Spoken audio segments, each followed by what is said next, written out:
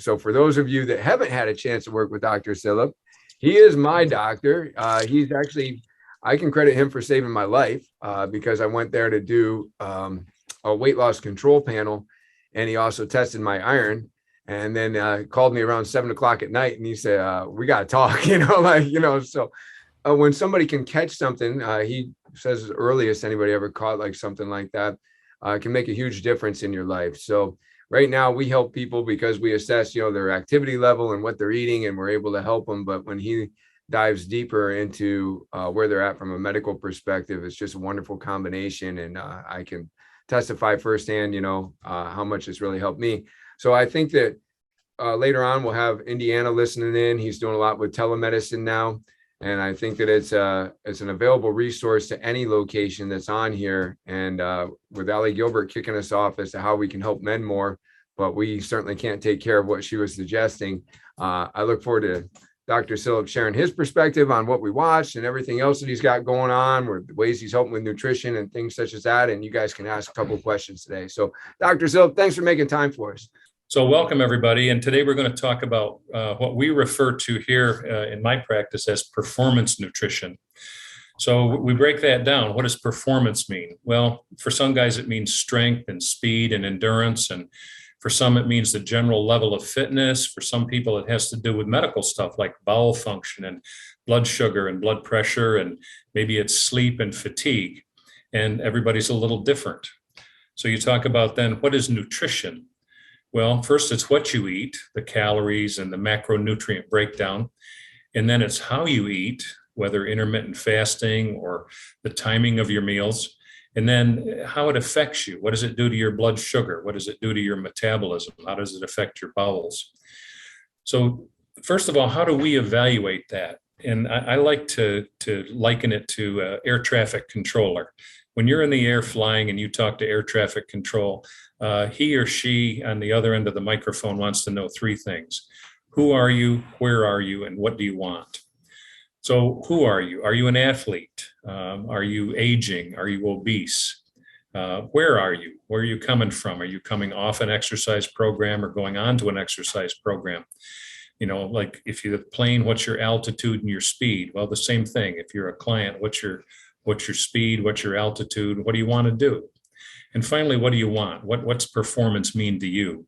Is this about getting your diet under control and losing weight, or is this about getting stronger or faster? What exactly is it? So how we do this is we take a medical history and a family history and a physical exam, and we check what's your weight, what's your body mass index, what's your blood pressure and your heart rate. Do you have diabetes or high blood pressure or cancer, or are you obese? Do you have bone and joint issues? We ask questions about how's your sleep, how's your libido. Allie Gilbert gave you a long list of all of the things that testosterone deficiency can cause. So you kind of go through that. And what's your training plan? What are your goals? Are you hungry all the time? Do you have food cravings? How's your mood? How's your energy? How's digestion and elimination for you? Mental focus, drive, how are all those things? And then you can kind of put together an idea to find out, why is your performance bad? Why do you consider it to be bad? In my world, where most of the clients come in because they need to lose some weight, the number one reason for poor performance is undereating. And all of the students and residents that come through, they're like, I cannot believe after being here 3 weeks, in a weight loss program, you spend all day telling people to eat more. And it's completely counterintuitive, but it's how it works. Is your performance bad because you're overtraining? Is your performance bad because you're undertraining? Are you having problems because you can't sleep? Are you simply too overweight? Do you drink too much? Are you depressed? All of these things we put together. And then the next step in the evaluation is to look at the laboratory studies. So we do a full panel. We look at the blood count. We look at the iron and ferritin levels. If somebody is anemic or starting to get B12 or iron deficient, their blood cells will change. Testosterone, most important in men, also important in women. Vitamin D, most important in women, also important in men. And then with the production of testosterone, what's the production of estrogen and progesterone doing? And how is the sex hormone binding globulin, which can glom up the works, how's that affecting things? Where's the DHEA level? Because that comes straight off the cholesterol to form all the sex hormones. What's the thyroid doing? Is there inflammation in the system? Where again are the lipids, and how are they affecting cortisol?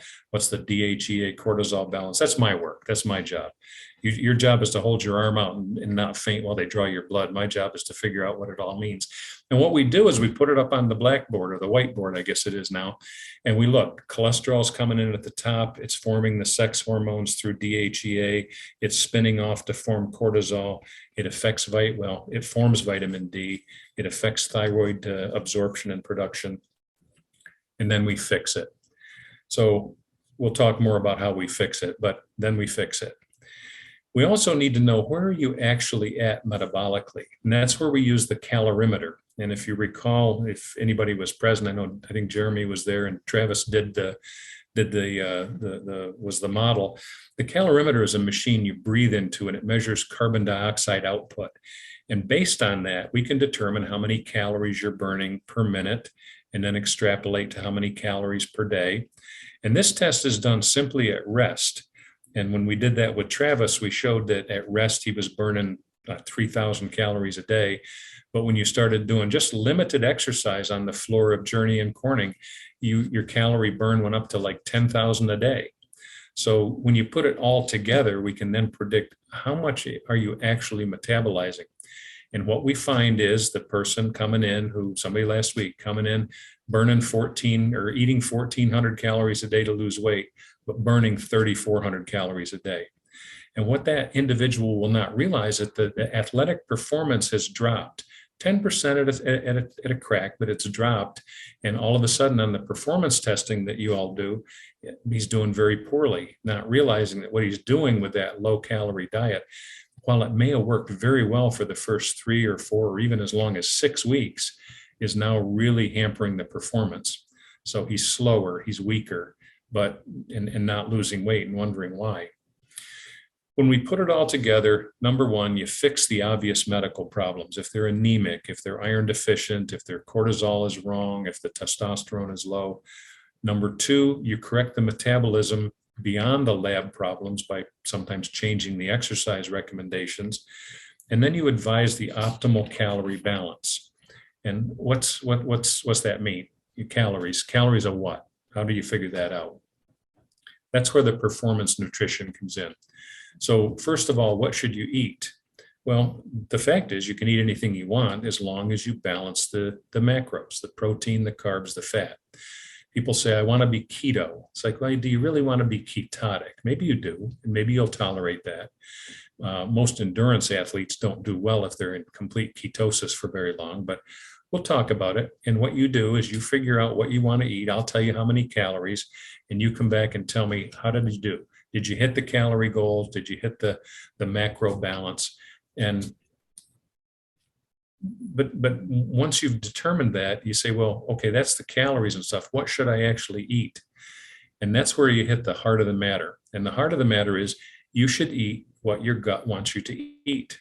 Because if you don't eat what your gut wants you to eat, you're going to be performing inadequately.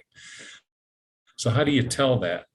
Well, if you don't do any sort of tests, you can tell because you eat food XYZ and you don't feel good. You feel bloated, or you feel uncomfortable, or it affects your bowels or does something negative to you. There's a difference, though, between food allergies, where you eat peanuts and your tongue swells up, or you eat roast beef and you get a rash or whatever, and what's called food sensitivity. And food sensitivity, if you're eating sensitizing foods that are irritating your intestinal balance, the way they do that is they change the biome in your gut. The biome refers to the trillions of bacteria and that balance that's going on inside your gut. And that balance is a balance between bacteria and yeast and another form of single-celled organisms called archaea that nobody's ever heard of, but they're in there. And the bacteria, to keep it very simple, the bacteria and the yeast are fighting all the time. And if the bacteria are winning, generally you're okay unless they get overgrown. And if the yeast are winning, generally you're not okay. And there's tons of books written about yeast connection and yeast syndrome. And The yeast are fairly easy to control. You stop eating sugar, stop drinking alcohol, which is nothing but sugar. But get rid of the sugars in the diet and the yeast kind of goes away. But you have to get that balance, because when you don't, then you eat a food that you're sensitive to and it causes your gut to leak.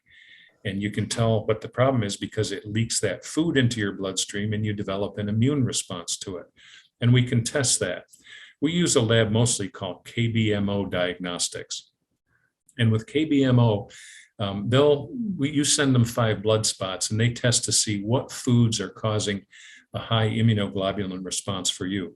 And they'll give it to you as a red food, which is the worst, or an orange food, which is still bad, or a yellow food that you can eat advisedly, but you have to be kind of careful with. The green foods are better, but you still have to look at the pattern. And the white foods are okay. And they check, I don't know, 120 different things. And as expected, the usual bad actors that give people the red response with a high immune response to that food is wheat. That's always the number one. And it may not be causing celiac disease where you have diarrhea and bloody stools and you're sick all the time, but you're sensitive to it. And when you eat it, if you track that carefully, you realize that I don't feel that good. And here's what's interesting with these sensitizing foods. You might not notice it at the meal, but you might notice it a few hours later, or maybe even a day or 2 later, you notice that, yeah, I ate that stuff and that I didn't really do good. 72 hours later, you can be having symptoms. Wheat's the worst. Number 2 is dairy. It's the things you would expect. Number 3 is yeast foods. Number 4 is beans, legumes of different sorts, peanuts. Red meat's usually fairly high on the list. But there's a lot of surprises. And Travis, you were actually in the office and listened to me talking to a client, and his food sensitivity just came back. He's a marathon runner, keeps himself in good shape, but notices his performance is going downhill despite making himself, good protein smoothies, hitting his calorie goals and stuff. Big ingredient in his protein smoothies was turmeric, and that's number 1 red for him, the turmeric supplement. Now, how would he have known about that? Would have thought, I'm doing everything for inflammation, but I'm getting worse. Had a woman shortly before that, she's from Albany, and she yoga instructor, looks healthy as anything, but what's the complaint? My back hurts, I'm not flexible, I feel bloated, my intestines aren't working right. Number 1 on her list, peanuts. So I said, this surprises me. Do you eat peanuts much? And she looked like a deer in headlights, and she's like, I eat peanut butter at least 3 times a day. And for snacks, I don't do crackers, I don't do cookies. All I eat for snacks are peanuts because they're good protein. That was her number 1 sensitizing food. Now, those are both examples of people that may have brought about that sensitivity by overusing that particular substance. It's hard to know. They stop them, and literally in days, they're better because what they do, they fix their gut. How do you fix your gut? It's like how you respond as a fireman. You get to the scene of a structure fire, you got 2 jobs. You're the fireman, 2 jobs. 1, put out the fire. Number 2, rebuild the structure. So how do you do that? How do you put out the fire? Stop giving it fuel. Stop giving it foods you're sensitive to. And how do you repair the building? Well, that's more difficult. Once you've put out the fire, you have to rebuild it by using prebiotics and probiotics. Prebiotics are foods, mostly fiber, and I recommend keep it simple. Just use psyllium fiber, Metamucil or psyllium tablets, but you can use prebiotic foods, and that's different vegetables that are high fiber like asparagus and onions and garlic and leeks and things like that. And you can look up on Google probiotic foods. And then prebiotics, but here's the problem with, probiotics. Here's the problem with probiotics. Everybody thinks they're good. You take probiotic ABC, you're going to poop ABC. It's not going to take. And it's just like if you're trying to build this big, beautiful looking flower garden. You take in a handful of fertilizer and drop it in the middle, and then a handful of seeds and drop it in the middle. You got nothing. You have to coax it. So you have to give it the prebiotics, and then you have to give it probiotics a little at a time to get it to take. So maybe you go out and you buy 4 or 5 different probiotics, different types. And for a week, you take number 1, just 1 pill. Then the next week, a week of 1 pill and number 2, et cetera, et cetera. And you coax that garden to grow. You keep giving it the fertilizer, the probiotics, you give it diverse prebiotics, and pretty soon you have a nice, diverse microbiome that will be yours because your body knows what it wants. We don't know what we want. We know that we can make it different. A study done at Yale on students, healthy guys from the crew team, they gave them 10 days of antibiotics. They measured their stool bacteria, and then they followed it. And it took 2 years to get back to normal. Now you say, well, I don't take many antibiotics. Well, how about the chickens you ate? Did they take antibiotics? How about the beef you ate? Did the beef take doxycycline to make it grow bigger? You don't know that. You buy organic, you hope it didn't, but you don't know. And, what does drinking alcohol do to your gut? You use alcohol to clean the bacteria off your hand before we draw your blood. What happens when you drink it? Well, two things. One is it can kill good bacteria. And number two, it makes the yeast grow. So all sorts of different things that you can't really tell. So that's how you fix it. That's how you rebuild that building. And there's probiotic foods, right? Yogurt and kefir and kimchi, sauerkraut, things like that. So those things are all very helpful, and you can look those up. But people say, well, it says I'm allergic to turmeric, I'm allergic to peanuts, or I can't eat this or that. Is that forever? And one of my favorite sayings is that forever is a long time. So is it really forever? No, it's till your body repairs itself, because your body's very good at repairing itself. If you cut yourself on the hand and it's red and infected, do you say, will that infection be there forever? No, that scar may not even be there forever. Your body is good at repairing itself. So we give it a chance. And we work kind of like the auto body shop. You drive the car in, you say it's making a funny noise. What's the mechanic do? Well, he listens, and then he diagnoses it, and then he fixes it, and then he test drives it, and then he gives it back to you after a while, and hopefully it works. And if it doesn't, well, you try again. So the last thing I'm going to touch on is something that we don't do for everybody, but sometimes it's important, and it's called continuous glucose monitoring. That's where we put a little disc called a Freestyle Libre on your arm, and you use your cell phone to monitor your blood sugar. And then you eat something and you see, what does that do to the blood sugar?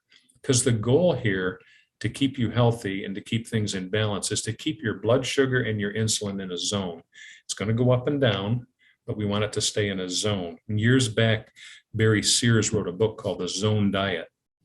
And that's really fallen out of favor, you would think, because nobody talks about it anymore. But that's what every professional athlete eats. And whether their trainers and their dietitians know that that's what they're doing or not, they're keeping their nutritional levels, the glucose, the insulin, and therefore the cortisol, and therefore the glucagon in a zone throughout the day. Because every time you spike the sugar, you spike the cortisol, and that tells your body to make belly fat. And the more you spike that sugar, the more you spike the insulin, the more insulin resistant you get. And that's one of the tests that we do with your blood work, is we measure your glucose and insulin simultaneously, and we can come up with what's called a quantitative uptake index to tell if you, looking healthy and being lean and mean, are actually pre-diabetic because of something you've done. The keto diet is one of the best ways to get rid of insulin resistance. And people may not know that's what they're doing, but that's what they do. So an example of that, the glucose monitor on, I had a lady and she had a blood sugar of 85 and she eats a bowl of oatmeal. And I said, oatmeal's great. It's the highest protein cereal you can get, and it's good fiber, and it's prebiotic. Eats the oatmeal, blood sugar shoots up to 170. Then it gradually comes back down. Same lady eats the oatmeal with a boiled egg, blood sugar spike up to 115. Never goes any higher, stays level. When you balance protein with your carbohydrates, you don't get the spike. If you also have fat in there, you don't absorb the carbohydrates as quickly, you don't get the big spike. But you don't know that unless you're monitoring it. And now that that price of that device is down so that for $60 you can get a month's worth of the monitors, people can go through a month and check and see with different meals what their glucose and insulin and cortisol and glucagon response is going to be, and then they know. So they can monitor it themselves. Is that important for everybody? Not necessarily, but it depends on the complaints that you're having. And if you're insulin resistant, I always advise that people do that. So that's a nutshell description, kind of quick, of what performance nutrition is for us. And the testosterone that Ali talked about can be very, very crucial for men and women, but you have to know the big picture. You have to have the whiteboard. So I'll take questions if you have any.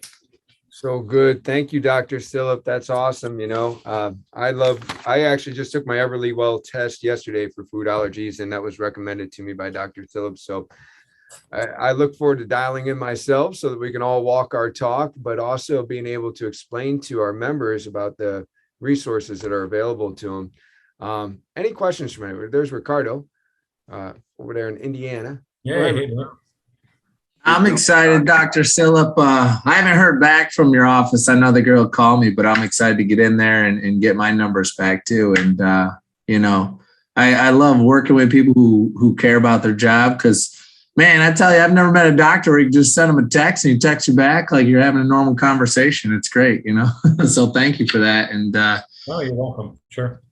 Yeah, I love hearing all this stuff on men's health. I feel like we always get stuck in a world of women's health these days. So it's good to get some information back on how to help our members. And man, it's funny about that turmeric thing. You never think about that. We try to do everything we can for health. And sometimes we're doing stuff we think is healthy, but it's actually hurting us. So it's good to know that. It's the big picture. That's right. Yeah. And when you have a day that you're free, text me what day you're free, Logan. I'll work you in. Awesome. Thanks. Ricardo, go ahead. What was your question?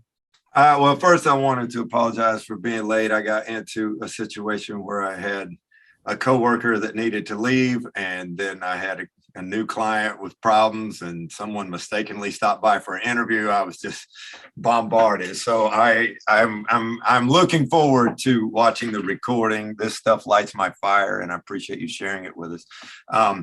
I'm guessing, but correct me if I'm wrong. I can't mail you tubes of blood to analyze, but if that isn't a correct assumption, are there professionals here in my area that you might recommend? Yeah, you can, because you live in America and we live in New York, you can actually do the Everly Well test. It's available in 49 states, but not in New York. And that's a little bit less expensive than KBMO, which we use. It's arguable which is better, quote unquote better. I think the Everly Well does a very nice job. And I don't believe you need anything from a physician or from me to do that.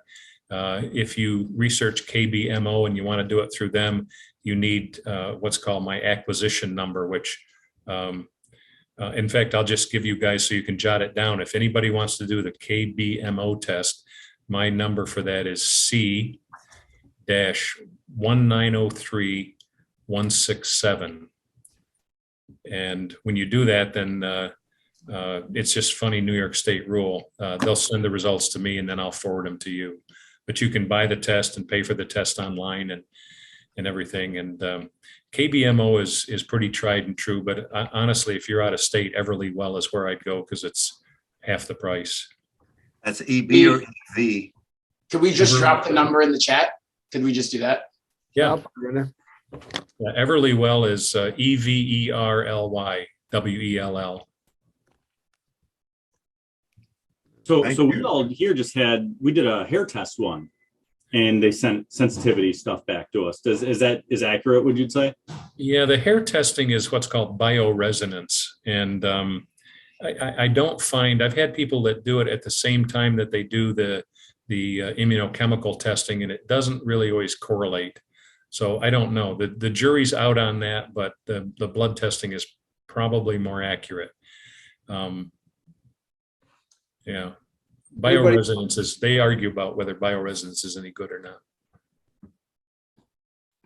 Anybody else got any questions for Dr. Cilip? I know you got a patient there with you, and I appreciate you giving us your time today like this. I'll also let Ricardo know what we did through Life Extension, which Life Extension is where you order your own. If Dr. Cilip ever wanted any further blood samples beyond what you just provide to Everly Well, which is pricking your finger. I just did that yesterday. He and I have worked together where he's made it more affordable to me by ordering a Life Extension kit. And then I take it to some place where I get my blood drawn. And then, of course, he gets to see the report. So despite being states away, there's several different ways where we can all work together. So, yeah, that's important. The Life Extension stuff is tremendously less expensive. It's extremely accurate. They do it through Quest Labs. And it just happens that they run it at night when the techs don't have as much work, so they can offer it to you at a very good price. That's awesome. Doctor, so good for everybody to hear, what's going on over there, that we can look at hormones. And I'm on a mission myself to see if I can handle my hemochromatosis without having to go get my phlebotomy, basically my pint of blood taken every so often. And Dr. Cilip's been very helpful with that. I'm looking forward to this. Turmeric is one of my iron chelating things I'm taking. So who knows, maybe I'm going to find out my food sensitivity that I don't have the right combo. So it's very important to dial in. And as you dial in, you'll be able to help your members dial in. So consider some of the things that were talked about today. And if you got somebody that's struggling, the only diet that works is not only the one that they'll stick to, but the one that they should be on, right? So how do you figure that out when everybody's so different? Use the information you guys are giving today for sure.